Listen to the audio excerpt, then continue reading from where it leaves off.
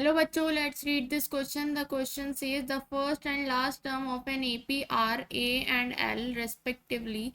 If S is the sum of all the terms of the AP and the common difference is given by L square minus A square upon K minus L plus A, then K is equal to. तो हमें K की value बतानी है. ठीक है, सबसे पहले हम यहाँ लिख लेते हैं की कॉन्सेप्ट. की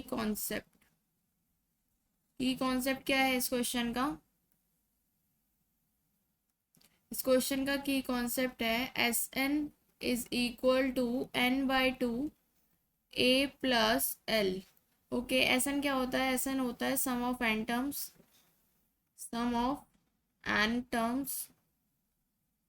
और एन क्या होता है? एन होता है नंबर ऑफ टर्म्स. ए होती है हमारी फर्स्ट टर्म और एल होता है हमारे पास लास्ट टर्म. ठीक है, अब हम यहाँ लिख लेते हैं हमें इस क्वेश्चन में क्या क्या चीज़ की वैल्यू गिवन है. तो यहाँ हमें इस क्वेश्चन में क्या क्या चीज़ की वैल्यू गिवन है? हमें गिवन है sum of all the terms of the AP S के बराबर है. तो मैं मान लेती हूँ लेट कितनी टर्म्स है? Let total terms of AP be N. मान लेती हूँ मैं टोटल एन टर्म्स है, तो यहाँ पर सारी टर्म का जो सम है वो एस के बराबर है. मतलब S N is equal to S है. और फर्स्ट टर्म इस एपी की क्या है? A one is equal to A है. और लास्ट टर्म जो है वो एल है, लास्ट टर्म एल है. तो एल जब लास्ट टर्म है मतलब एल किसके बराबर होगी? nth टर्म के. ये चीज़ें हमें गिवन है. ठीक है, तो अब हम सबसे पहले यहाँ निकालते हैं एस एन. तो अब हम क्या करेंगे? एस एन निकालेंगे. तो एस एन का फॉर्मूला क्या होता है? एस एन का फॉर्मूला होता है S N is equal to N by two A plus L. ठीक है, एस एन हमारे पास क्या गिवन है? एस एन है हमारे पास एस, और N by two A first term और एल हमें लास्ट टर्म गिवन है. ठीक है, तो ये हमारे पास ये आ गई. अब मैं यहाँ से क्या करूँगी? टू इधर मल्टीप्लाई कर दूंगी तो क्या हो जाएगा? ये two S is equal to N A plus L. तो यहाँ से जो है एन की वैल्यू आ जाएगी, क्या आ जाएगी? Two S upon A plus L.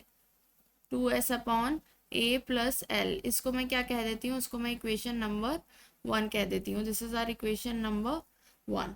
ठीक है, अब हमें क्या पता है? लास्ट टर्म क्या है? एल है.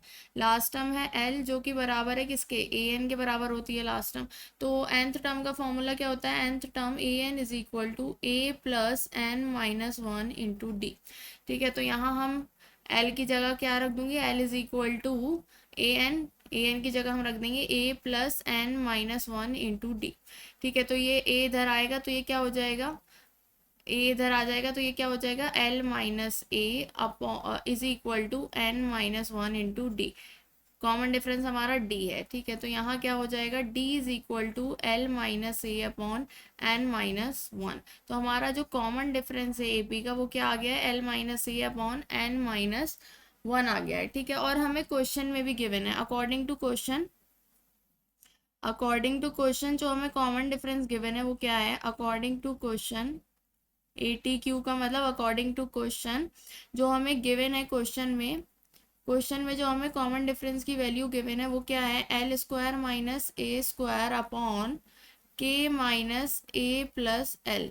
ये हमें क्वेश्चन में गिवन है. ठीक है, तो यहाँ अब इस डी वाले जो हमने निकाला है इसको मैं इक्वेशन नंबर 2 मान लेती हूँ. ठीक है, इसको मैं इक्वेशन नंबर 2 मान लेती हूँ. ठीक है, तो क्या हो जाएगा हमारे पास? डी इज इक्वल टू हमारा क्या आया है? L minus A upon N minus one. ठीक है, अब ये हमारी इक्वेशन नंबर 2 है. अब मैं यहाँ पर पुट करूंगी एन की value from equation number 1. Now put the value of N from equation 1 में से एन की वैल्यू जो हमारी आई थी उसको हम क्या रख कर देंगे? यहाँ पर पुट कर देंगे. ठीक है, तो हमारे पास इक्वेशन 1 से एन की वैल्यू क्या आई थी? इक्वेशन 1 से हमारे पास एन की वैल्यू क्या आई थी? हमारे पास इक्वेशन 1 से एन की वैल्यू आई थी N is equal to 2s upon A plus L, ये हमारी क्या थी, इक्वेशन 1 थी। अब मैं इस यहाँ पर ये जो है एन, इसकी जगह मैं क्या रख दूंगी, 2s upon A plus L. तो क्या हो जाएगा ये d is equal to L minus A upon N की जगह 2s upon A plus L minus 1। तो ये क्या हो जाएगा, L minus A upon 2s minus A plus L, और नीचे डिनोमिनेटर में क्या है, ए प्लस एल। ठीक है, तो ये क्या हो जाएगा हमारे पास, d is equal to L minus A, और ये वाला जो ये जो है ये हमारा न्यूमरेटर में चला जाएगा, तो ये क्या हो जाएगा, L plus A upon 2s minus A plus L. ठीक है, तो हमारे पास क्या आ गई है, d की वैल्यू, d की वैल्यू हमारे पास आ गई है l minus A L plus A upon 2s minus A plus L. ठीक है, तो अब यहाँ पर एक आइडेंटिटी लगेगी, क्या है वो आइडेंटिटी, हम आइडेंटिटी लिख लेते हैं।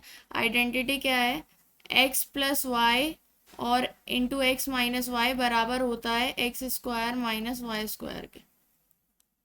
ठीक है, तो यहाँ पर देखिए l माइनस ए क्या हो जाएगा, x माइनस ए, और ये x plus Y, X minus Y और x प्लस वाई ये इसी फॉर्म में है, तो क्या हो जाएगा ये L square minus A square upon 2s minus A plus L. तो ये हमने फाइंड आउट करी है किसकी, d की वैल्यू, ये d की वैल्यू हमने फाइंड आउट करी है। और अकॉर्डिंग टू क्वेश्चन जो हमारे पास d की वैल्यू थी वो क्या थी, d इज इक्वल टू, इसको मैं इक्वेशन नंबर 3 मान लेती हूँ, d is equal to L square minus A square upon के माइनस ए प्लस एल।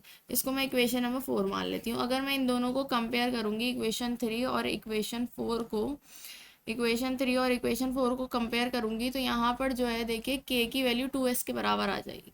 तो यहाँ हम लिख लेते हैं on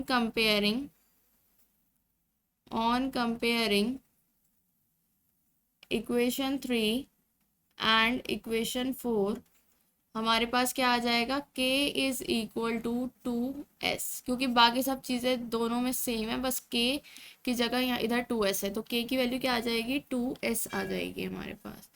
okay, so the final answer is 2s, option B is correct. Hope you understood it well, best of luck, thank you.